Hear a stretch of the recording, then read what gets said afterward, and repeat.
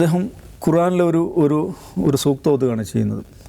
പ്രവാചകൻ്റെയും മുമ്പ് കഅബ തകർക്കാൻ വന്നിട്ടുള്ള ഒരു യമനിൽ നിന്നുള്ള സംഘം പരാജയപ്പെട്ടതിനെക്കുറിച്ച് ഖുർആൻ പറയുന്നു. അലം യജ്അൽ കൈദഹും ഫി തദ്ലീൽ എന്ന് പറയുന്ന ഒരു ഖുർആൻ വാക്യമുണ്ട്. അവരുടെ തന്ത്രങ്ങളെ നാം പുകയാക്കി കളഞ്ഞു, നശിപ്പിച്ച് കളഞ്ഞു എന്ന് പറയുന്ന ആ ഖുർആൻ സൂക്തം ഇദ്ദേഹം നാഷണൽ ടെലിവിഷനിൽ വന്നിട്ട് ആ ഒരു സൂക്തം ഉച്ചരിക്കുക മാത്രമാണ് ചെയ്യുന്നത്.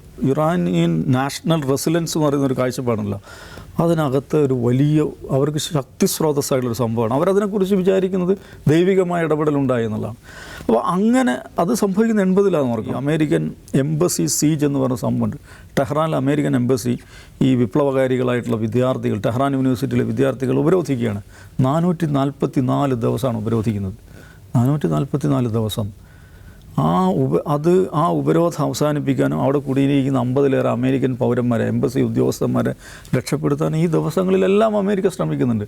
അമേരിക്കൻ ഹിസ്റ്ററിയിലെ, മിലിറ്ററി ഹിസ്റ്ററിയിലെ ഏറ്റവും ചലഞ്ചിങ് ആയിട്ടുള്ള, ഏറ്റവും എന്താ അതിന് പറയാം, സ്പിരിറ്റഡ് ആയിട്ടുള്ള ഓപ്പറേഷൻസ് എല്ലാം അവർ പ്ലാൻ ചെയ്യുന്നുണ്ട്. ജിമ്മി കാർട്ടർ ആയിരുന്നു അന്ന് അമേരിക്കൻ പ്രസിഡൻ്റായിരുന്നു. 80-ലെ ജിമ്മി കാർട്ടറുടെ പരാജയത്തിൻ്റെ ഒരു പ്രധാന കാരണം എന്ന് പറയുന്നത് ഈ എംബസി സീജാണ്. എംബസി സീജിനെ അതിനെ മറികടക്കുന്നതിൽ അമേരിക്ക നേരിട്ടുള്ള പരാജയമാണ്. അപ്പോൾ ആ സമയത്ത് ഉണ്ടായിട്ടുള്ള ശ്രദ്ധേയമായിട്ടുള്ളൊരു സംഭവമുണ്ട്. ഇവരെ രക്ഷിക്കാൻ വേണ്ടിയിട്ട് ഈ സീജ് പൊളിച്ചിട്ട് എംബസിക്കകത്തുള്ള ഉദ്യോഗസ്ഥരെ രക്ഷപ്പെടുത്താൻ വേണ്ടിയിട്ട് അമേരിക്ക ഒരു ഓപ്പറേഷൻ നടത്തുന്നുണ്ട്. ഓപ്പറേഷൻ ഡെസേർട്ട് 1 എന്ന പേരിലാണ് ആ ഓപ്പറേഷൻ അറിയപ്പെടുന്നത്. അതിൽ അവരുടെ ഏറ്റവും ദ മോസ്റ്റ് എലീറ്റ് ഫോഴ്സ് എന്ന് പറയുന്ന ഡെൽറ്റ ഫോഴ്സിൻ്റെ നേതൃത്വത്തിൽ American navy, American army, air force എല്ലാവരും കമ്പൈൻഡ് ആയിട്ടുള്ളൊരു ഓപ്പറേഷനാണ്. ആ ഓപ്പറേഷന് വേണ്ടിയിട്ട് അതിൻ്റെ ഒരു സമാനത നമുക്ക് കാണാൻ പറ്റുകയെന്ന് വെച്ചിട്ടുണ്ടെങ്കിൽ ഉസാമ ബിൻ ലാദനെ കൊല്ലാൻ വേണ്ടി നടത്തിയിട്ടുള്ള ഓപ്പറേഷൻ സമാനമായിട്ടുള്ള ഓപ്പറേഷനാണ്. 8 ഹെലികോപ്റ്ററുകൾ പുറപ്പെടുകയാണ് ഇവിടേക്ക്, എംബസിയിലേക്ക്. അത് അവിടെ ലക്ഷ്യസ്ഥാനത്ത് എത്തുന്നതിന് മുമ്പ് തകർന്നു വീഴുന്നു. ഹെലികോപ്റ്ററുകൾ നല്ലൊരു ശതമാനം, 2 ഹെലികോപ്റ്റർ കൊളയിടിയുന്നു, പിന്നെ മണൽക്കാറ്റുണ്ടാകുന്നു. എനിവേ അവർ 8ഓളം മെറീനുകൾ കൊല്ലപ്പെടുന്നു. ഓപ്പറേഷൻ നിർത്തിവെക്കേണ്ടി വരുന്നു, പരാജയപ്പെട്ട് മടങ്ങിപ്പോരേണ്ടി വരുന്നു.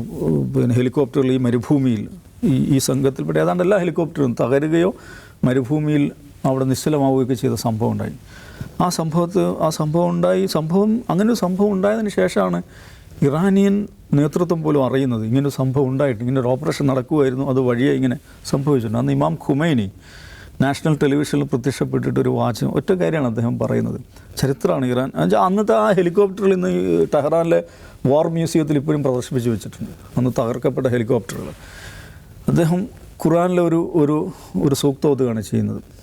പ്രവാചകൻ്റെയും മുമ്പ് കഅബ തകർക്കാൻ വന്നിട്ടുള്ള ഒരു യമനിൽ നിന്നുള്ള സംഘം പരാജയപ്പെട്ടതിനെക്കുറിച്ച് ഖുർആൻ പറയുന്നു. അലം യജ്അൽ കൈദഹും ഫി തദ്ലീൽ എന്ന് പറയുന്ന ഒരു ഖുർആൻ വാക്യമുണ്ട്. അവരുടെ തന്ത്രങ്ങളെ നാം പുകയാക്കി കളഞ്ഞു, നശിപ്പിച്ച് കളഞ്ഞു എന്ന് പറയുന്ന ആ ഖുർആൻ സൂക്തം ഇദ്ദേഹം നാഷണൽ ടെലിവിഷനിൽ വന്നിട്ട് ആ ഒരു സൂക്തം ഉച്ചരിക്കുക മാത്രമാണ് ചെയ്യുന്നത്.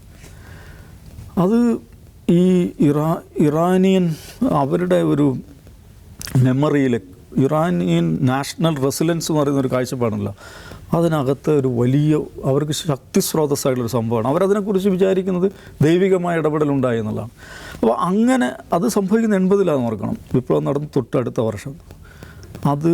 അതിനുശേഷം ദീർഘമായിട്ടുള്ള യുദ്ധം, ഇറാഖുമായിട്ടുള്ള യുദ്ധം. ഇങ്ങനെ അന്ന് ഇറാൻ ഒറ്റയ്ക്കാണ്. ഇന്ന് ഇറാനെ ഇൻ്റലിജൻസ് ഔട്ട്പുട്ടിനെങ്കിലും റഷ്യ സഹായിക്കുന്നു എന്നാണ് കേൾക്കുന്നത്.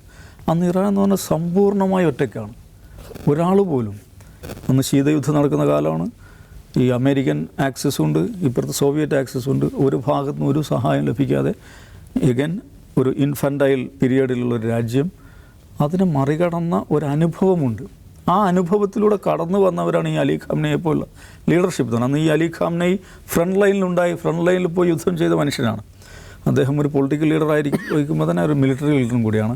IRGC എന്ന് പറയുന്ന ആ സംവിധാനത്തെ അതിനെ ഫോം ചെയ്ത മനുഷ്യനാണ്, അതിനെ രൂപപ്പെടുത്തിയ മനുഷ്യനാണ്. ആ ഒരു ലീഡർഷിപ്പ് എക്സ്പീരിയൻസും ഇറാനിയൻ പൊളിറ്റിക്കൽ ലീഡർഷിപ്പ് അവരുടെ മിലിറ്ററി എക്സ്പീരിയൻസ്, അവരുടെ പൊളിറ്റിക്കൽ എക്സ്പീരിയൻസ് അതൊരു വശത്ത് വെക്കുക.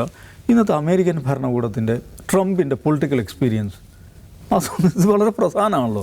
അത് നമ്മളത് കമ്പയർ ചെയ്തു. അങ്ങനൊരു താരതമ്യം പോലും സാധ്യമല്ല. ആ നിലയ്ക്ക് ഇതൊരു അസമെട്രിക് വാറാണെന്ന് ഞാൻ പറയാം.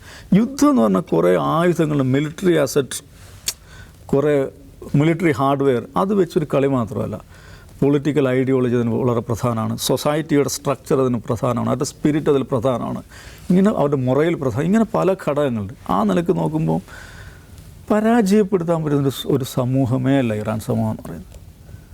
പരാജയപ്പെടുത്താൻ പറ്റുന്നൊരു സമൂഹമേ അല്ല. അവരുടെ അനുഭവം എന്ന് പറയുന്നത് ഏതോ ദീർഘമായ ഭൂതകാലത്തെ അനുഭവമല്ല, വളരെ റീസെൻറ്റ് ഹിസ്റ്ററിയിൽ അവർ കടന്നു വന്നുള്ള അനുഭവങ്ങളുണ്ട്. അത് വെച്ച് പ്രവർത്തിച്ചുകൊണ്ടിരിക്കുന്ന അതൊരു കൈനറ്റിക് പവർ ആയിട്ട് ഉൾക്കൊണ്ടിരിക്കുന്ന ഒരു സമൂഹമാണ്. അതിനോട് ഒരു സെമി ലുനാറ്റിക് എന്ന് പറയാവുന്നൊരു മനുഷ്യൻ പോയിട്ട് കുറേ ബോംബ് അവിടെ ഇടുന്നു. ഇതാണ് നടക്കുന്നത്. അപ്പോൾ അതിന് ഇറാൻ പ്രതിരോധിക്കുന്ന രീതി ഒരുപക്ഷേ ഏകൻ ചരിത്രത്തിലെ വിസ്മയപരമായുള്ളൊരു കാഴ്ചയാണ്. അവർ ലോകത്തെ തന്നെ ഇതിൻ്റെ ഭാഗമാക്കുകയാണ്. ഞങ്ങൾ മാത്രം, ഇത് ഞങ്ങൾ ഒറ്റയ്ക്ക് ചെയ്യുന്ന യുദ്ധമല്ല, ഞങ്ങൾ ഒറ്റയ്ക്ക് കുടുങ്ങുന്നൊരു യുദ്ധമല്ല. യുദ്ധം തുടങ്ങുന്നതിന് മുമ്പ് IRGCയുടെ കമാൻഡർ പറഞ്ഞൊരു സംഭവമുണ്ട്. If you want regime collapse, we will make region collapse. Regime collapse എന്നുള്ളത് മാത്രമായി സംഭവിക്കില്ല. അങ്ങനെ സംഭവിക്കുകയാണെങ്കിൽ ഈ റീജിയൻ തന്നെ കൊളാപ്സ് ആവും. അത് റീജിയൻ മാത്രമല്ല, ലോകം മൊത്തം. അതാണ്ട് നിങ്ങളിങ്ങനെ ചുമ്മാ ഇരിക്കുകയാണെങ്കിൽ നിങ്ങളുടെ എല്ലാം കഞ്ഞികൂടി മുട്ടും എന്ന അവസ്ഥയിലേക്ക് യുദ്ധത്തിൻ്റെ ഡൈനാമിക്സ് മാറ്റാൻ 10 ദിവസം കൊണ്ട് ഇറാന് സാധിച്ചിട്ടുണ്ട്.